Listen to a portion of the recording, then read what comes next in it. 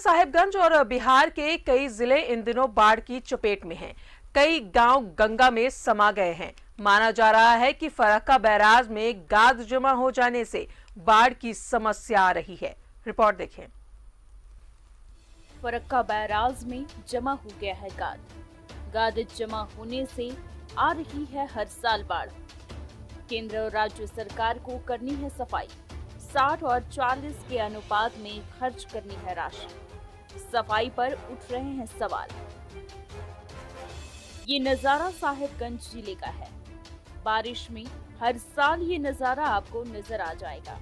इसके साथ बिहार के कई जिलों में भी ये नजारा आपको दिख जाएगा। इस बाढ़ में कई गांव डूब जाते हैं और करोड़ों का जान माल का नुकसान होता है।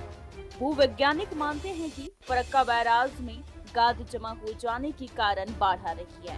गाद जो सिलिटेशन हो रहा है, लगभग 1 दशक से ज्यादा सफाई नहीं होने के कारण गहराई कम होते जा रहा है। सिलिटेशन के कारण वहाँ पे गहराई कम होते जा रहा है और कम बारिश में भी बाढ़ का हम नज़ारा देख सकते हैं, जिसके कारण कि ज्यादा से ज्यादा लोग इसमें जान माल के नुकसान होता है। गाद निकालने के काम राज्य और केंद्र सरकारों को करना है, जिस पर 60 अनुपात 40 में राशि खर्च की जानी है, लेकिन लोग गाद की सफाई पर सवाल उठा रहे हैं। वर्षा ऋतु का समय आता है तो गंगा में जल स्तर बढ़ता है और गंगा का पानी वो फरक्का बैरेज के द्वारा आगे बढ़ता है, वो बांग्लादेश की ओर चला जाता है। लेकिन होता ये है कि बिहार झारखंड के साहिबगंज जिले का भाग और बिहार का पीर पैती से लेके पटना तक बाढ़ की स्थिति उत्पन्न हो जाती है। साथ बाढ़ वाले क्षेत्रों की हालत चिंताजनक बनी हुई है। अब इस मुद्दे पर विचार करने की जरूरत है कि हर साल आने वाली बाढ़ पर कैसे नियंत्रण किया जाए। साहिबगंज से सुधाकर की रिपोर्ट।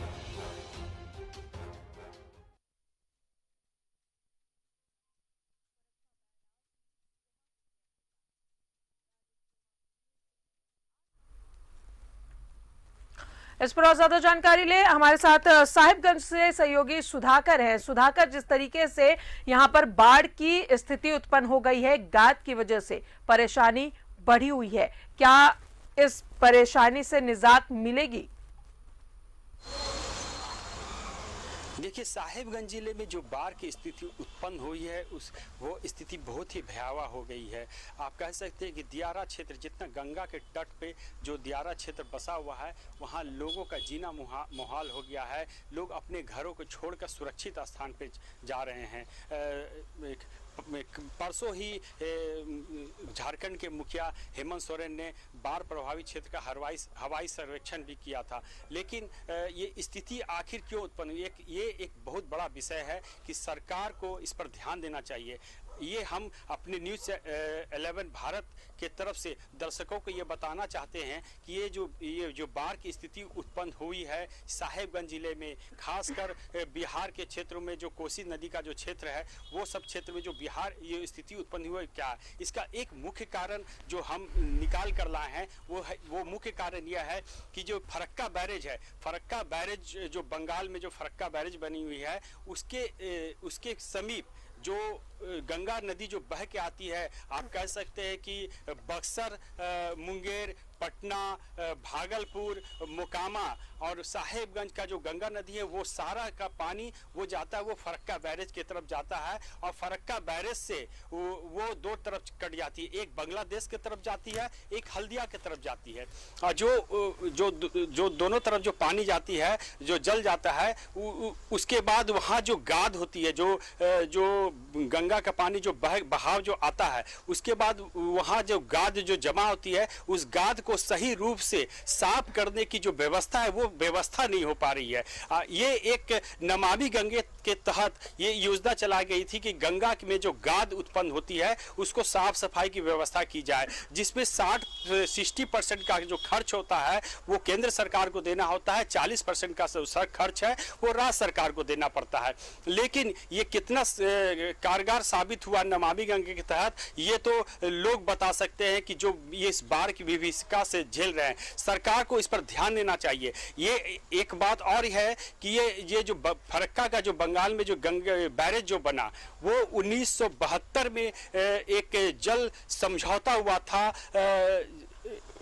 बांग्लादेश के तरफ और भारत के तरफ से एक जल समझौता का प्रयास किया गया था 1972 में, लेकिन वो प्रयास चलते चलते अंततः 12 दिसंबर 1996 को एक बांग्लादेश और भारत के बीच एक जल समझौता हुआ कि कितना पानी भारत बांग्लादेश को देगा और जो बरसात के समय है उसमें भी कितना पानी भारत बांग्लादेश को देगा। उस समय बांग्लादेश की प्रधानमंत्री शेख हसीना थी और तत्कालीन प्रधानमंत्री हमारे भारत के HD देवगौड़ा थी। दोनों के तहत एक जल समझौता हुआ था और जो जल समझौता हुआ था उसमें यह निर्णय लिया गया था कि हमेशा जो है कि पानी कितना जल बांग्लादेश को जाएगा और कितना भारत के पास रहेगा। लेकिन ये जो बाढ़ की जब स्थिति उत्पन्न होती है, जब बरसात का मौसम आता है, तो ये भारत को भी जो पानी जो जल समझौता हुआ था उसके तहत वो जो फरक्का का जो गेट है उतना ही खुलना मुनासिब होता है